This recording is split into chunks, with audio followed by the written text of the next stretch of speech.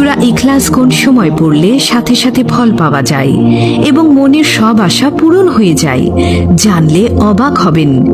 আমি আপনাদের অনুরোধ করব ভিডিওটি একেবারে শেষ পর্যন্ত দেখার জন্য। এখনই একটি লাইক করে দিন। প্রিয় দর্শক, সূরা ইখলাস খুব ছোট, এই কারণে আমাদের মধ্যে অনেক মানুষেরই মুখস্থ আছে। যারা কুরআন শরীফ পড়তে জানেন তাদের এবং যারা কুরআন শরীফ পড়তে জানেন না তাদের মধ্যেও অনেক মানুষের জানা আছে।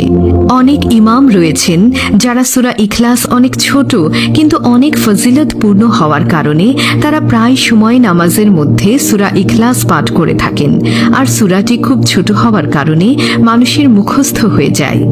আর যারা মা বোনেরা রয়েছেন তারাও সূরাটি খুব ছোট হওয়ার কারণে মানুষের কাছে এটা শুনে শুনে মুখস্থ করে ফেলেন। তারপরেও যাদের মুখস্থ নেই তাদেরকে আমি আজকে এই আমলটি বলে দেওয়ার পর মুখস্থ করারও চেষ্টা করব।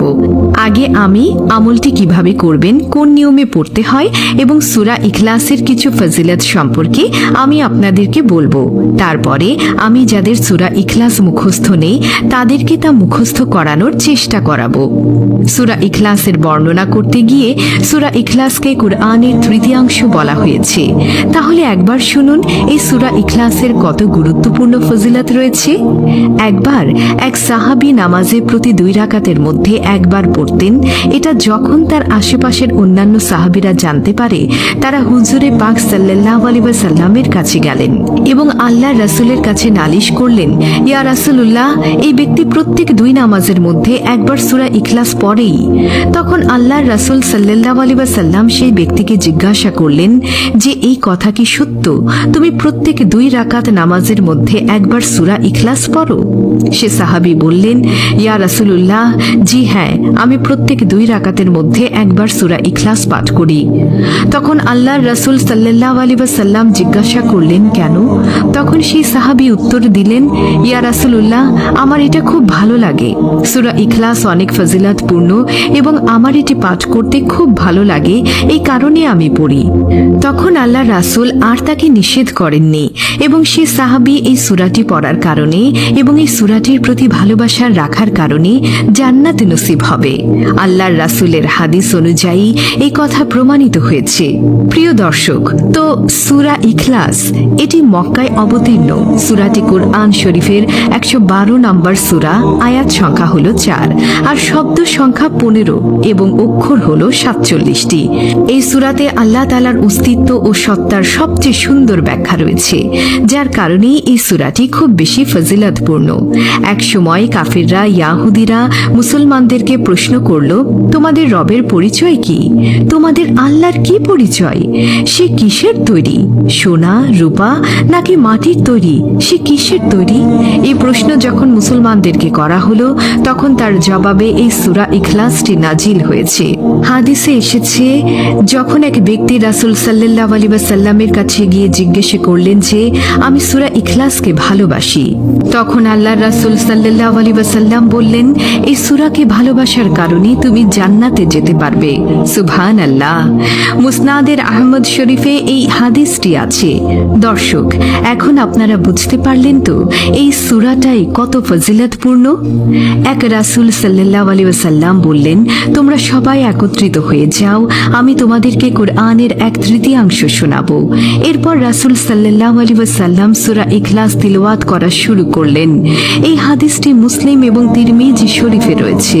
প্রিয় দর্শক, বিপদ আপদ বালা মুসিবতে এই সূরাটি পাঠ করলে আল্লাহ তাআলা তাকে বিপদ আপদ থেকে মুক্তি দিয়ে থাকেন। হাদিস শরীফে এসেছে, রাসূল সাল্লাল্লাহু আলাইহি ওয়াসাল্লাম বললেন, যে ব্যক্তি সকাল বিকেল সূরা ইখলাস, সূরা ফালাক, সূরা নাস পাঠ করবে, আল্লাহ তাআলা তাকে সব ধরনের বিপদ আপদ বালা মুসিবত এবং হতাশা থেকে রক্ষা করবেন।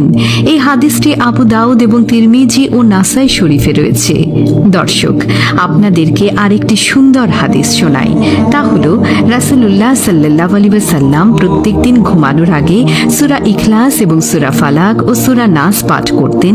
এরপর তার 2 হাতে ফু দিয়ে পুরো শরীর এবং মাথা মাসেহ করতেন, তারপর ঘুমিয়ে পড়তেন। এই হাদিসটি বুখারী, আবু দাউদ ও তিরমিজি শরীফে রয়েছে। দর্শক, এই পর্যন্ত আপনি সূরা ইখলাসের অনেক ফজিলত সম্পর্কে শুনেছেন। এখন আমি বলে দেব সূরা ইখলাস কখন কতবার পাঠ করলে সাথে সাথে মনের সব আশা পূরণ হবে এবং সব ধরনের বিপদ আপদ থেকে বেঁচে থাকতে পারবেন। এখন আমি সূরা ইখলাসের এই আমলটি সম্পর্কে আলোচনা করব। দর্শক, তো এই সূরাটি আমল করার সময় হলো শুক্রবার দিন আসরের নামাজের পর থেকে মাগরিবের নামাজের আগ পর্যন্ত মাঝের সময়ে আপনি এই সূরাটি 3 বার বা 5 বার বা 10 বার পাঠ করবেন। পাঠ করার সময় আপনার সেই চাওয়া পাওয়াগুলো আপনার স্মরণে রাখবেন। ধরুন আপনি কোনো শত্রুতামি থেকে রক্ষা পেতে চান, তাহলে তা স্মরণ নিয়ে সূরা ইখলাস 3 বার 5 বার বা 10 বার শুক্রবার আসরের নামাজের পরে মাগরিবের নামাজের আগ পর্যন্ত পাঠ করবেন। তাহলে ইনশাআল্লাহ আপনি অবশ্যই ফলাফল পাবেন। আপনি সেই শত্রুতামি থেকে রক্ষা পাবেন। আর যদি আপনি কোনো বালা মুসিবত কিংবা কোনো দুঃখ কষ্ট দূর করার জন্য এই আমলটি করতে চান, তাহলে সেই বালা মুসিবতকে স্মরণ করে বা সেই দুঃখ কষ্টকে স্মরণ করে আপনি শুক্রবার আসরের পর থেকে মাগরিবের আগ পর্যন্ত এই সূরাটি 3 বার 5 বার 10 বার পাঠ করবেন। এখন যদি আপনার শুক্রবারের দিনে এই আমলটি করতে মনে না থাকে, তাহলে কখন করবেন? তাহলে সেই আমলটি করবেন বৃহস্পতিবার আসরের পর থেকে মাগরিবের নামাজের সময়ের আগ পর্যন্ত।